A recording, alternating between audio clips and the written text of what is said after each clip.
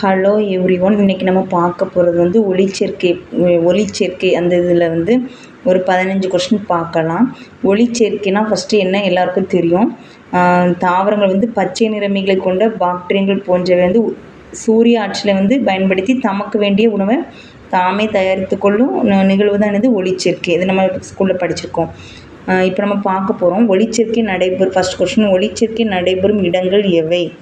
இலைகள், பசுமையான தண்டுகள், மலர் மொட்டுகள்.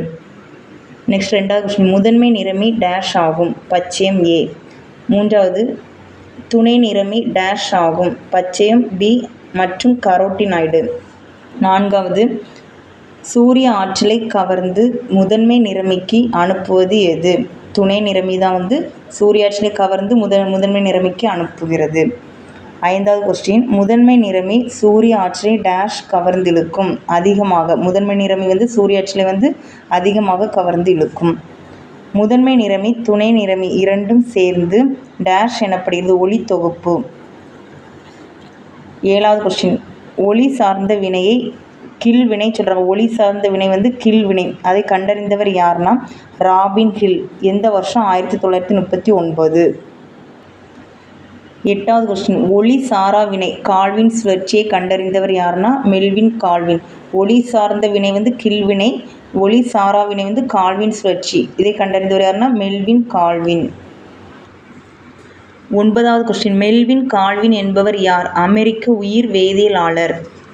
19வது கொஸ்டின், மெல்வின் கால்வினுக்கு எந்த ஆண்டு நோபல் பரிசு வழங்கப்பட்டது? 1961ஆம் ஆண்டு. மெல்வின் கால்வின் வந்து எதை இது பண்ணார்னா ஒளி சாரா வினை கண்டறிந்தவர். ஒளி சேர்க்கையின் வேதியியல் நிகழ்வுகளை கண்டறிந்தவர் யாருன்னா மெல்வின் கால்வின். ஒளி சேர்க்கையில் வேதியியல் நிகழ்வுகளை கண்டறிந்தவர் யாருன்னா மெல்வின் கால்வின். 12வது கொஸ்டின், ஒளி சார்ந்த வினை டேஷ் சவ்வில் நடைபெறுகிறது. தைலகாய்டு. சூரிய ஒளி இதுக்கு வந்து தேவைப்படுது. ஒளி சார்ந்த வினை தைலகாய்டு சவ்வில் நடைபெறுது. ஒளி சாரா வினை எந்த பகுதியில் நடைபெறுதுன்னா ஸ்ட்ரோமா பகுதியில். இதுக்கு வந்து சூரிய ஒளி தேவையில்லை.